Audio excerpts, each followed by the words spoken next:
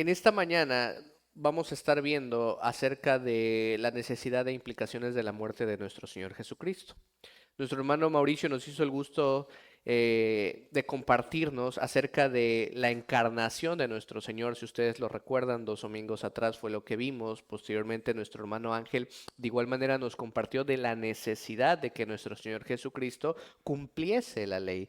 Y hoy vamos a ver un poco acerca de la necesidad y las implicaciones de la muerte precisamente de nuestro Señor Jesucristo. Ahora, para comenzar, me gustaría hacer un planteamiento y es, si nosotros le preguntásemos, no sé, 3, 5 personas, ¿por qué Jesús murió en la cruz? O si nosotros mismos nos preguntamos, y es una pregunta que hoy les hago a ustedes, no me tienen que contestar, sino en su mente plantearse la respuesta, ¿por qué Jesús murió en la cruz? Es probable que obtengamos, si hacemos esta pregunta a otras personas, diferentes respuestas, múltiples respuestas. Para algunos se trata de un sacrificio relacionado con el pecado humano y a su vez con la ira y la misericordia y el perdón de Dios. Para otros, quizás la muerte de nuestro Señor Jesucristo, el centro podría ser el enfoque en una victoria donde la muerte de Jesús de alguna manera derrotó a la muerte misma.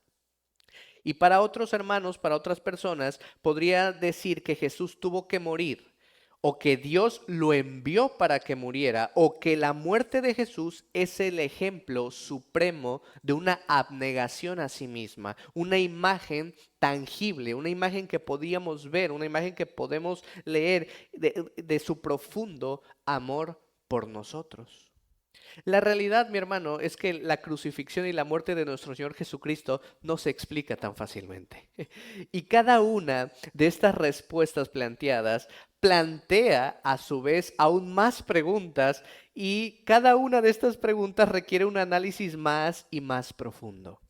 Nuestro objetivo esta mañana no es responder todas las preguntas con respecto a la muerte de Jesús ni argumentar a favor de alguna perspectiva sobre el significado de la cruz. Más bien, esta mañana vamos a examinar algunas partes importantes y que muchas veces y en muchas ocasiones pasamos por alto de la historia de fondo que tiene la Biblia y que puede ayudarnos a entender la muerte de nuestro Señor. Ahora, el primer punto que quiero que veamos, mi hermano, es la complejidad. La complejidad que existe en decir que Jesús murió por nosotros. Y a veces es algo que pasamos por alto y que entendemos cuando entendemos el Evangelio, la muerte, sepultura y resurrección de nuestro Señor Jesucristo. Pero existe cierta complejidad cuando nosotros analizamos el por.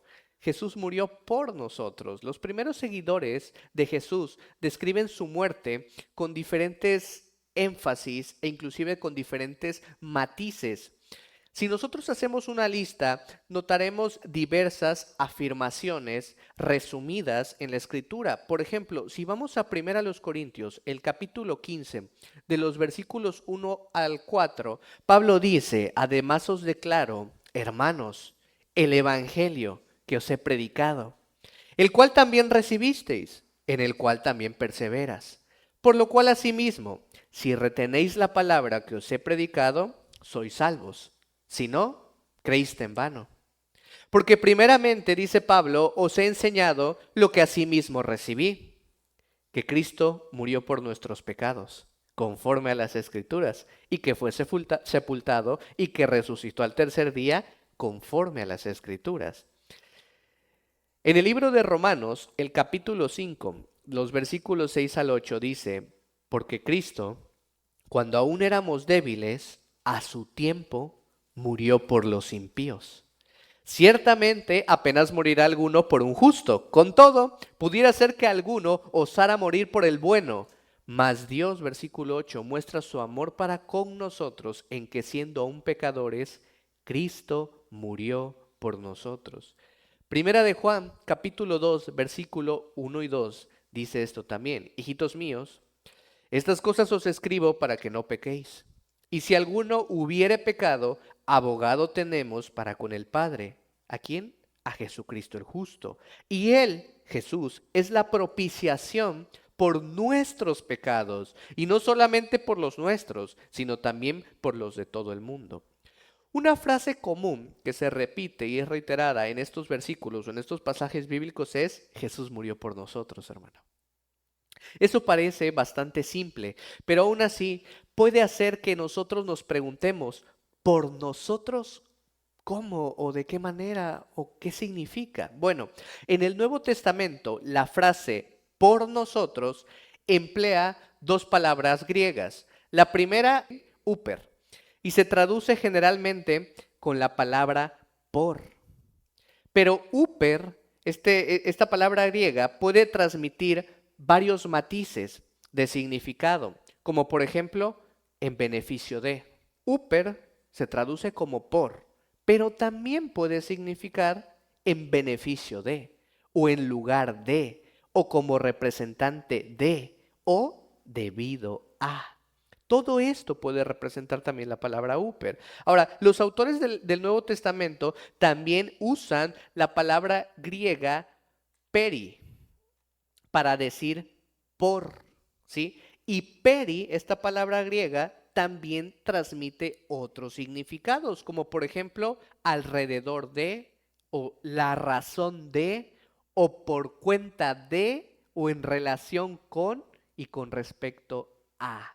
Todo esto son distintos matices de estas palabras uper y peri, con las cuales se traduce el por nosotros, ¿sí?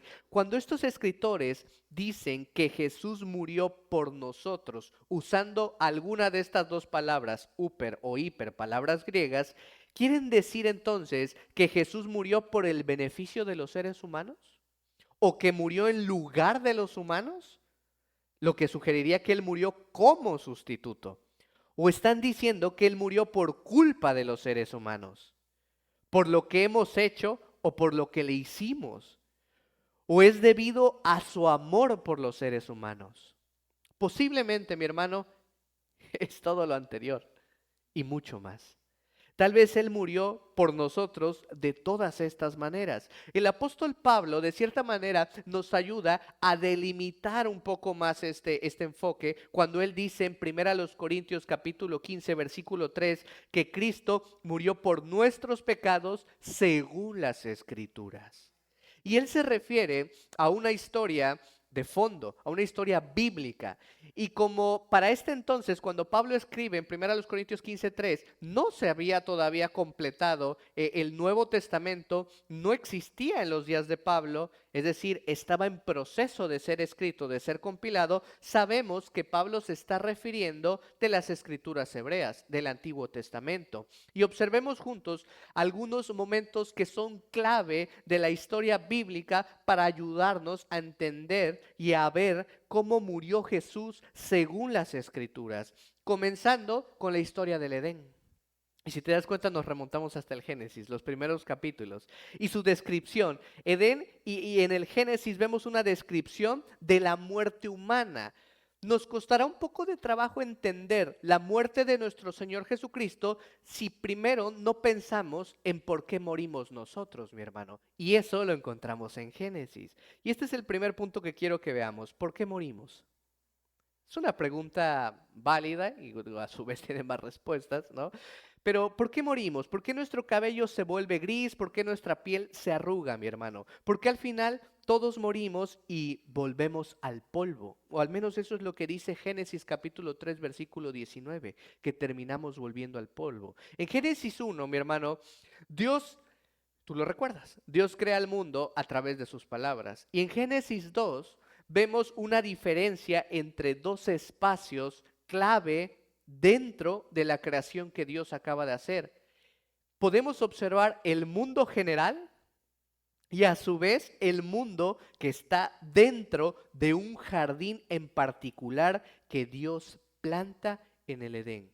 Eso dice Génesis capítulo 2, versículo 8. El jardín, mi hermano, es como un hogar para Dios, una imagen del cielo aquí en la tierra, donde Dios camina con los humanos y comparte su vida eterna y floreciente con ellos, con su creación, con sus colaboradores, porque más adelante labrarán, ¿sí? Y cómo Dios es la fuente infinita de vida. El jardín básicamente es una zona libre de muerte. Ahí nadie moría. Ahí nadie iba a morir. Y ahí estaba Adán. Y ahí estaba Eva. Justo ahí. Y hasta ahí nadie moría. Todavía no podemos ver por qué es que nosotros morimos. Ahora, fuera del jardín, el mundo sigue teniendo belleza, bondad y vida, pero también tiene algunas fechas de caducidad o de vencimiento. A diferencia del jardín, las cosas vivas salen del polvo y vuelven a él, mueren. Curiosamente, mi hermano, Dios creó, y tú lo puedes leer en Génesis, Dios primero forma al humano fuera del jardín del Edén, lo forma en el ambiente del polvo. Génesis capítulo 2, versículo 7 muestra que Dios forma al Adán, que en hebreo significa humano, de la Adama, que significa tierra, arcilla o polvo. Dios forma al Adán, al humano, de la Adama, de la tierra, del polvo, es decir, la sustancia de la tierra. Después de formar al Adán y soplar su espíritu de vida en él, Dios planta un jardín y coloca al humano dentro de ese jardín. Génesis capítulo 2:8 o 2:15. Y cuando el humano está dentro del jardín, Dios le da una opción. Básicamente, los humanos pueden seguir viviendo con Dios en el jardín para siempre o dejar de vivir con Él en el jardín y volver al polvo, volver a la dama. Parece para nosotros y para cualquiera obvio cuál es la elección correcta, ¿verdad? ¿Por qué alguien querría irse del jardín del Edén? Ahora, la historia de Génesis 2, capítulo 15, versículo 2, 15, 17, muestra que Dios planta dos árboles, de los cuales tú también recuerdas. Es una historia muy conocida. Dios planta dos árboles que representan esas opciones de vida o muerte. El árbol de la vida y el árbol del conocimiento del bien y del mal.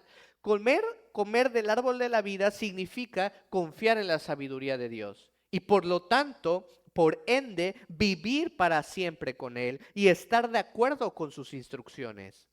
Sin embargo, comer del árbol del conocimiento del bien y del mal significa confiar en la sabiduría humana, rechazando así las instrucciones que Dios había dado y la vida de Dios en sí. Si comes de ese árbol, dice Dios, ciertamente morirás. Génesis 2:17. Ahora, los humanos probablemente nunca tuvieron la intención de abandonar el jardín, pero a su vez no tomaron en serio las palabras de Dios y confiaron más en la sabiduría de un engañador serpenteante en lugar de la palabra del Señor. Ahora, después de tomar la decisión equivocada, el humano, Adán, es echado fuera del jardín, de regreso al lugar de donde fue formado originalmente. ¿Recuerdas? La tierra, la Adama, de la que él había sido tomado. Génesis 3, versículo 19. Ahora, el humano ahora debe vivir fuera del jardín, donde las personas se arrugan, se llenan de canas y bueno, finalmente mueren en su camino de regreso al polvo. Ahora, el mensaje básico de la historia del Edén es el siguiente: los humanos morimos porque desde el principio hemos rechazado la oferta de vida suprema de Dios. Mateo, capítulo 16, versículo 25 dice: porque todo el que quiera salvar su vida, la perderá. Y todo el que pierda su vida por causa de mí, la hallará. La oferta de Dios, mi hermano, requiere que renunciemos a nuestra idea de lo que pensamos que es la vida.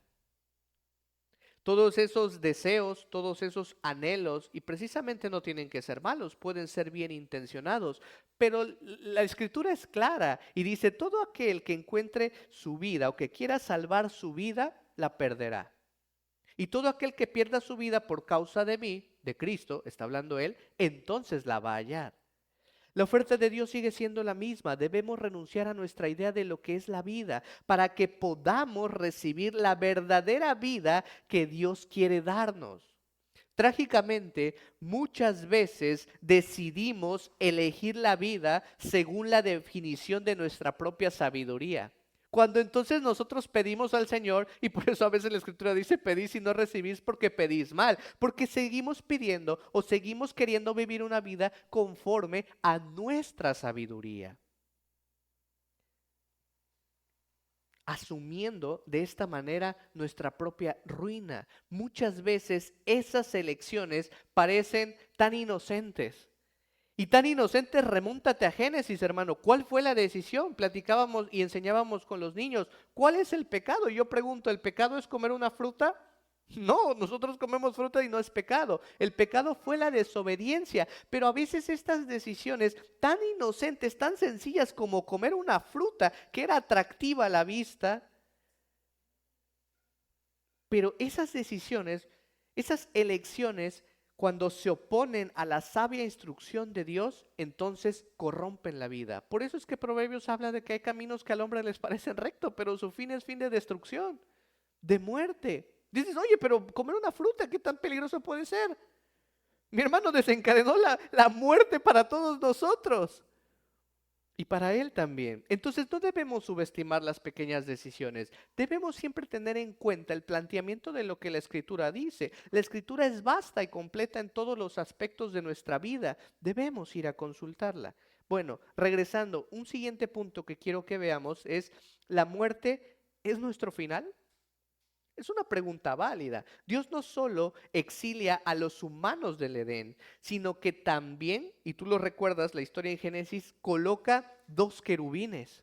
¿Y qué más colocó alrededor del Edén? Una espada flamante, mortal, en la puerta del jardín para que no vuelvan a entrar. Génesis 3:24. Y Dios describe esto como misericordia. Es una misericordia un tanto severa, pero que evita que los humanos vivan para siempre en un estado de corrupción. Adán ya había caído. Él ya estaba en un estado de corrupción. Para que no alargue su mano y tome del fruto del árbol por el cual iba a vivir para siempre, el Señor lo exilia y resguarda este árbol. Pero entonces en este punto se crea una paradoja en la historia. Gracias a Génesis 1, sabemos que el plan de Dios consiste en supervisar la creación en una íntima colaboración con los humanos, que fueron hechos a imagen y a semejanza del Señor. Pero, ¿cómo puede suceder eso si la única forma de restaurar a los humanos a la vida eterna es por donde están esos dos ángeles y esa espada ardiente? Es decir, para volver a tener esta comunión de la cual Adán ya había caído, era necesario pasar por esos dos querubines y pasar a través de la espada, es decir, morir. Y es una paradoja. Si ese fuera el final de la historia, esa sería una máxima tragedia, mi hermano, ya que pareciese que Dios está cortando completamente los lazos con la humanidad. Pero recién apenas estamos en el capítulo 3 de Génesis. La historia acaba de comenzar y rápidamente queda claro que Dios no va a abandonar a su creación, que Dios no va a abandonar a la humanidad para que vayan a la tumba. Como los humanos, mi hermano, no pueden regresar al Edén por sí mismos sin morir, porque para eso estaba la espada, Dios establece otra forma que apunta a una resolución definitiva. Cuando Dios, y tú lo recuerdas también en el Antiguo Testamento, cuando Dios guía a su pueblo, a los israelitas, al monte Sinaí, les da instrucciones para que fabriquen una tienda móvil, una tienda de reunión, el tabernáculo, donde Dios básicamente muestra o lleva su Edén otra vez a su pueblo. Más adelante habrá un templo en Jerusalén donde Dios en su misericordia hace lo mismo. Y por último, Dios acercará al máximo su vida eterna al hacerse humano en la persona de nuestro Señor Jesucristo. Cada una de estas acciones nos dice que a Dios no le interesa deshacer su alianza con la humanidad. Más bien, Dios se nos une en el polvo, mostrándonos que la verdadera vida tiene que ver con la unidad con Dios y que nuestra muerte es una tragedia temporal. no es nuestro final, hermano. Ahora, veamos cómo los rituales del tabernáculo y del templo nos ayudan a entender mejor la muerte de Jesús. Vamos al tercer punto. Este tercer punto dice, preservar la vida a través de la muerte. Ese es un punto importante. A medida que se desarrolla la historia bíblica, las personas aprenden a sobrevivir fuera del jardín, luchando contra los enemigos, trabajando para que la tierra produzca frutos y sufriendo. Y Dios se une a ellos en este espacio, primero ayudándoles a crear el tabernáculo, guiando a su pueblo para que lo llenen de símbolos del Edén. Es una forma a través de la cual Dios dice, estás fuera del jardín donde vivo, pero te amo. Así que ahora yo voy a ir a donde tú vives, para que puedas experimentar pequeños bocados de lo que es la vida o de lo que era la vida en el Edén. Y un día regreses al lugar para el cual fuiste hecho. Recuerda, Adán fue tomado del polvo, fuera del Edén, pero una vez que fue soplado espíritu de vida en él, fue puesto en el Edén. Él fue hecho para estar en el Edén. Y bueno, salió por lo que ya hemos visto. Ahora, al igual que el jardín, el tabernáculo es una zona libre de muerte. Cuando lees o cuando leemos las leyes que relacionadas con la construcción, con el mantenimiento y con la adoración ritualística del tabernáculo, eso lo podemos leer en Éxodo 25, del capítulo 25 al capítulo 28 o en Levítico el capítulo 1. En estos pasajes queda claro que está prohibido que cualquier cosa relacionada con la muerte entre en la tienda, entre en el tabernáculo. E inclusive el tabernáculo está repleto de imágenes de granadas, de olivos, de almendros y todo tipo de plantas nutritivas y hermosas. Algo como lo que había en el Edén, ¿no? Ahora el tabernáculo, y esto es importante, mi hermano, si tú lo lees en la escritura, el tabernáculo también tiene bordados dos querubines en las cortinas, que curiosamente bloquean la entrada al espacio más sagrado, ¿no? Si básicamente nosotros pudiéramos estar en esa entrada del tabernáculo y ver, lo que veríamos serían dos querubines en ambos lados y el fuego del altar entre ellos, la espada, lo que estaba en el Edén. Y eso nos recuerda precisamente a esos dos querubines y a la espada que arde en la puerta del Edén. Todo está diseñado para comunicar que entrar a ese espacio donde mora Dios es como volver a entrar al Edén. ¿Sí? Pero recuerda la paradoja, la historia del Edén dejaba claro que cualquiera que volviera a entrar en el Edén moriría por esa espada y por esos ángeles. Entonces, ¿cómo pueden las personas reunirse con la presencia de Dios si están muertas? Y si están muertas, ¿cómo pueden hacer algo? Aquí, mi hermano, vislumbramos un misterio misericordioso que se explora un poquito más a detalle en el libro de Levítico, capítulo 16 y capítulo 17. Dios aceptará la vida de un representante. El representante tiene que ser intachable, que entregue su vida por otro. En el ritual de sacrificio, tú recuerdas lo que se sacrificaba, un animal, pero ese animal tenía una característica, era un animal sin mancha, es decir, sin culpa, sin defecto. Y ese animal ofrece su vida como representante de la vida de un humano, que ese humano no era inocente. Por eso es que tenía que ofrecer un sacrificio, precisamente. Y este humano no puede regresar a Dios sin morir.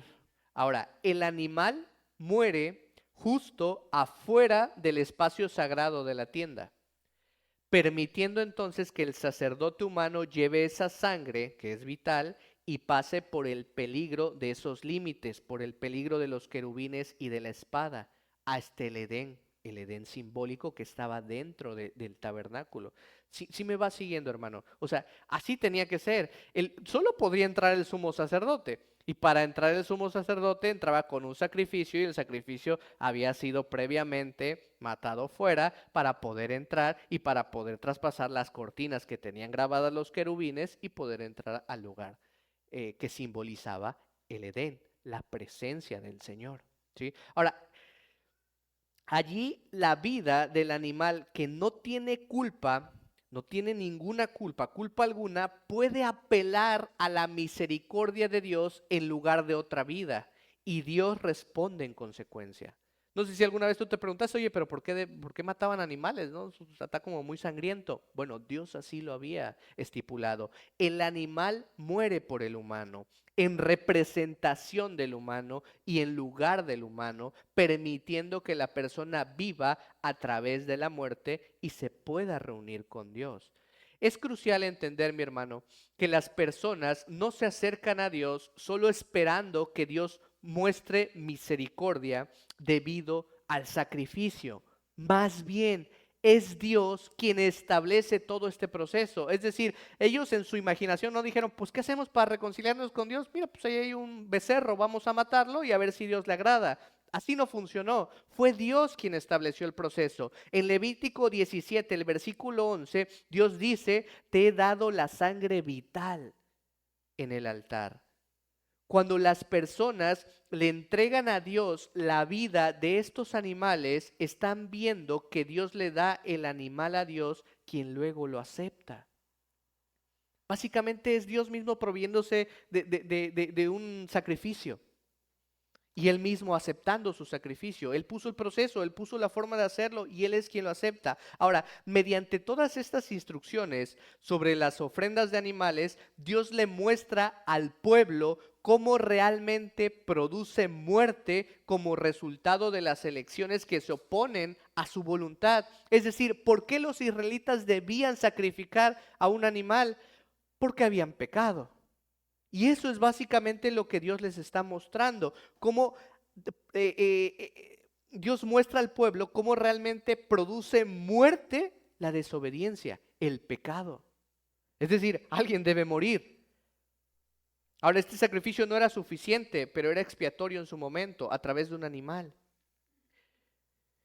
Y al mismo tiempo que ellos ven cómo la desobediencia a la voluntad de Dios produce muerte, ellos también experimentan las consecuencias tangibles y sangrientas, pero también ven cómo Dios quiere preservar la vida a través de la muerte.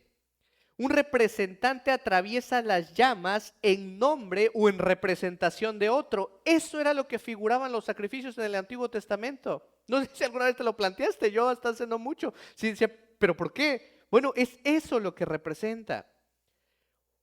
Un representante atraviesa esas llamas, esa muerte en nombre o en representación de otro, entregándose y entonces preservando la vida.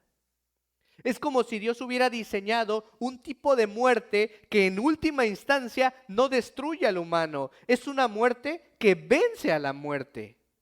Y ahorita vamos a entender esto.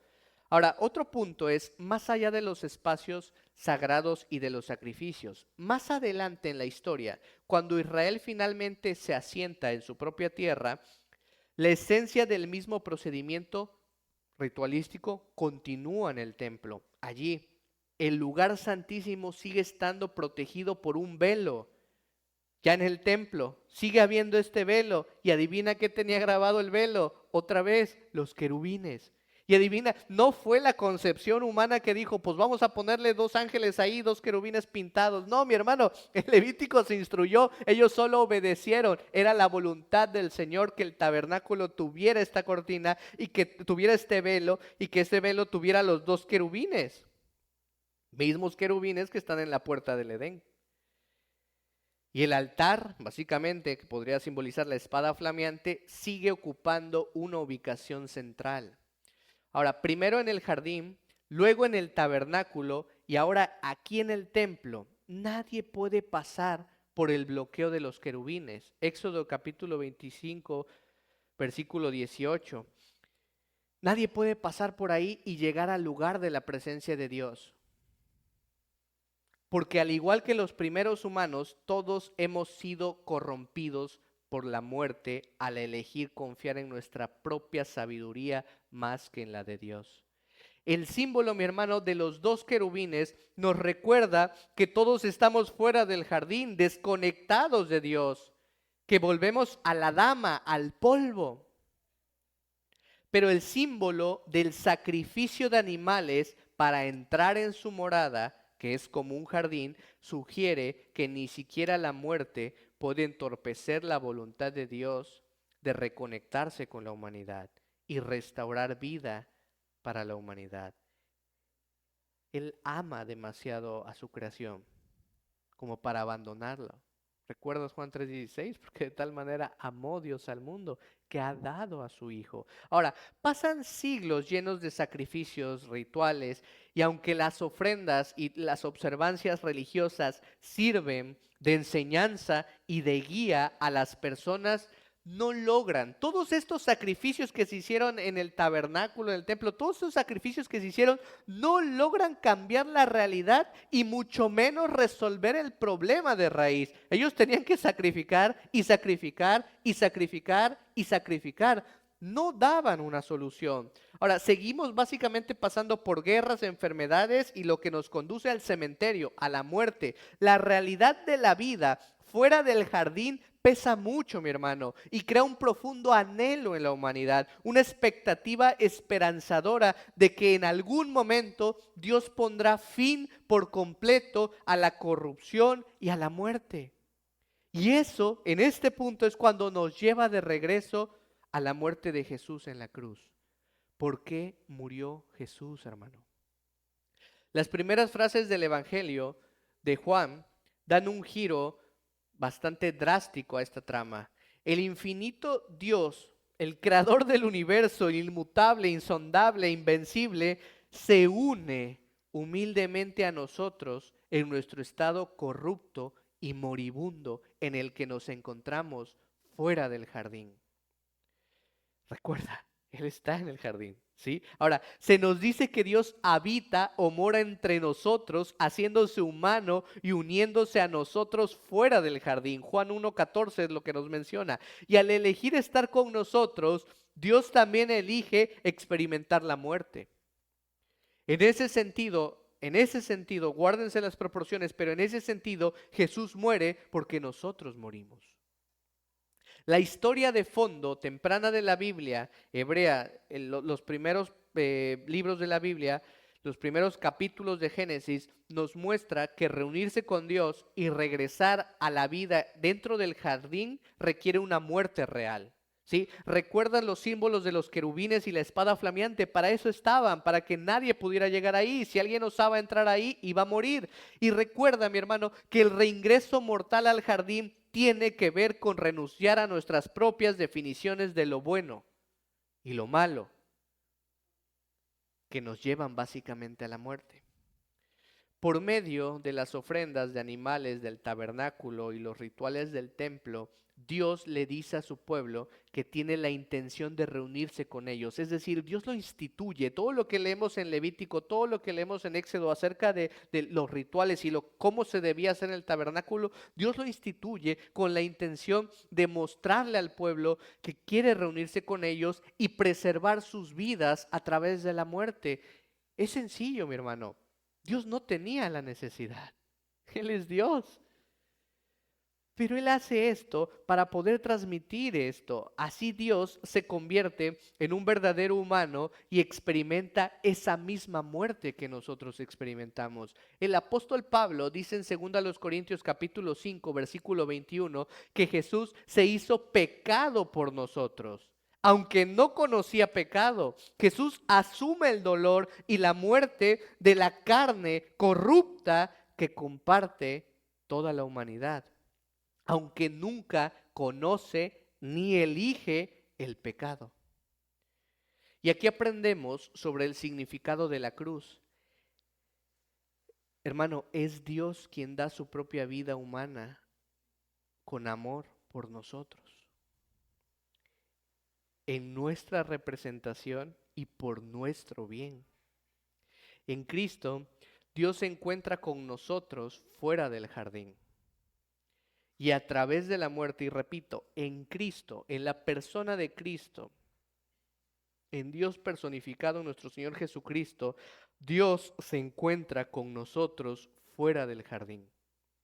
Y a través de la muerte pasa por la frontera, esta frontera que Él mismo estipuló, que Él mismo puso, por la frontera en donde están los querubines y la espada que protege el camino de regreso. Durante la crucifixión de Jesús en Jerusalén, justo cuando muere, ¿Qué pasó, hermano? ¿Qué pasó con el velo del templo justo cuando el Señor murió? Se rasgó. Ese mismo velo que estaba bordado con querubines, que protegía el camino al lugar santísimo, se rasga por la mitad justo cuando Cristo murió. Y se rasga de arriba a abajo.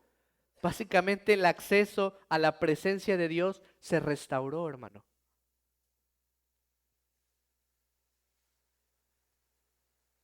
No sé si me va siguiendo. Estábamos en Génesis, estábamos en el Edén. Ahí estaba, Adán es formado fuera del Edén y una vez que es soplado espíritu de vida en él, es puesto dentro del Edén.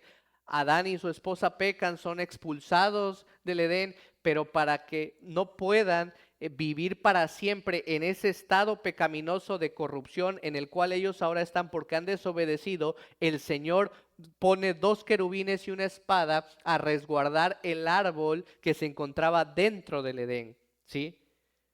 Y para poder entonces regresar y tomar del árbol y vivir para siempre dentro del Edén con el Señor, debías morir porque no podías pasar por la espada y los querubines. Ese es el planteamiento que estamos viendo.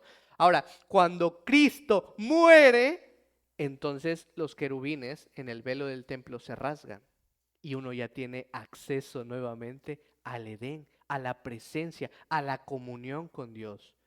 Algo que solo era simbolizado por los sacrificios animales, pero que no podían resolver el problema de raíz. Solo eran el símbolo de lo que Dios había establecido. Y entonces, con la muerte de Cristo, esto sí se restaura. El acceso a la presencia de Dios vuelve. Y en este sentido, Jesús muere para abrir el camino para que la humanidad pueda regresar a Dios. Y otra vez, es Dios haciendo todo. Es su obra. Cuando Jesús resucita a la vida, hermano, como él mismo, humano, expone un secreto que estaba oculto sobre la muerte.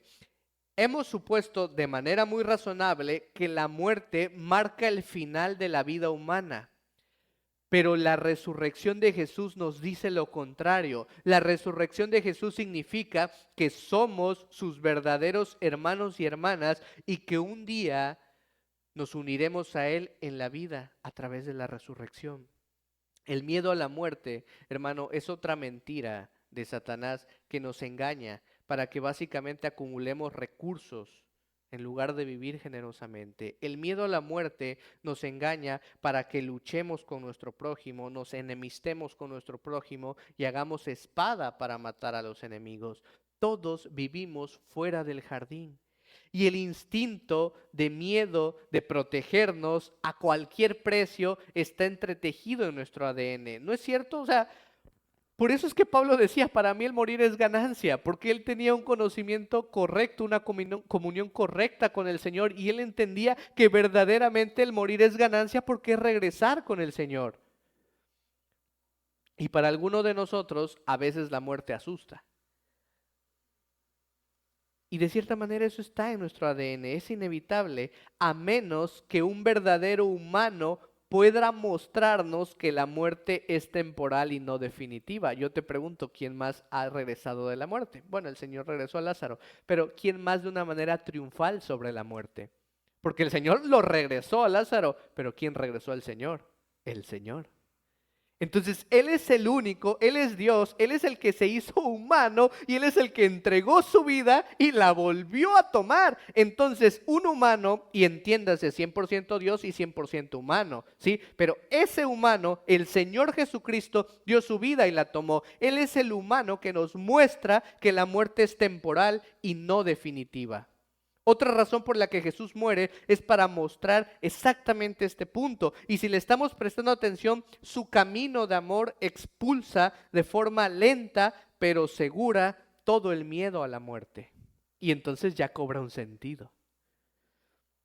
Podemos comenzar a perdonar y amar en lugar de odiar y juzgar. Podemos comenzar a bendecir en lugar de maldecir, a forjar nuestras espadas o a convertir todos los instrumentos de guerra y empezar a convertir herramientas fructíferas. Jesús nos muestra, mi hermano, que la muerte es brutalmente trágica, pero no es el final. Nuestras vidas se fortalecen e iluminan cuando vivimos aprendiendo libremente la forma de vida permanente, amorosa y al estilo del jardín del Edén, de Dios junto a los demás. Y ahora, como conclusión, todavía persisten muchos pensamientos y preguntas sobre la muerte de Jesús en la cruz, pero cualquiera que sean las respuestas, podemos recordar, hermano, que Jesús muere por nosotros en más de una forma. A lo largo de la historia bíblica se desarrollan muchas explicaciones entretejidas, matizadas y que son hermosas. Y podemos recordar a partir de la historia del Antiguo Testamento y la historia de Jesús en el Nuevo Testamento que precisamente nuestro Señor se ve obligado a morir por nosotros debido a su amor eterno. Dios muestra su amor para con nosotros, dice el apóstol Pablo, Romanos 5:8, en que cuando aún éramos pecadores, Cristo murió por nosotros. El amor de Dios se revela más plenamente en la muerte de Jesús, cuando Dios mismo entra a nuestro mundo de muerte, a nuestro mundo de polvo, para que en Él podamos continuar viviendo a través de la muerte y regresar a una vida buena y eterna con Dios. Todo esto y más es a lo que Pablo precisamente se refiere cuando dice, Cristo murió por nuestros pecados según las Escrituras. Jesús murió por nosotros porque nos ama, hermano. Y al principio comenzaba diciendo que ojalá que no solo seamos oidores olvidadizos, sino que realmente lo que acabamos de escuchar, que quizá pueda ser novedoso o quizá no, porque el Señor en su gracia nos los ha mostrado, pero que nos pueda conducir al final a una vida de obediencia. Recordemos, el primer pecado no fue comer una fruta, sino la desobediencia al Señor. Que podamos crecer día a día precisamente en obediencia a Él, que no solo sea escuchar y aprender y llenar nuestra mente de doctrina, sino que lo poco o mucho que el Señor pueda poner en nuestros corazones podamos llevarlo a la práctica en el día a día hasta que Él venga. Vamos a orar, hermanos. Padre, te damos muchas gracias, Señor, porque reconocemos que tú eres el único Dios vivo y verdadero, Señor. Que tú eres más real incluso que nosotros, Padre. Que tú eres el único, el alfa, la omega, Señor. Gracias te damos, Padre, porque en tu infinita misericordia, Señor, tuviste a bien el no estimar ser Dios, Señor, como cosa que aferrarte, sino que tú has dispuesto el camino para que nosotros podamos regresar a ti, Señor. Y aún con todo esto, tú eres el que nos atraes con tus lazos de amor, Señor. Gracias, Padre, y te ruego que no permitas que lo estimemos como poco, Señor, sino que realmente podamos estimar todo el resto de las cosas en nuestra vida como basura para poder crecer en el conocimiento de nuestro Señor Jesucristo y de ti, Señor.